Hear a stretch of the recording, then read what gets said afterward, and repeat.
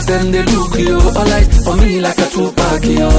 I keep them Balenciaga, Richard Mille, I too bad yo. I know they for your chit chat yo. Carry your matter they go TikTok yo.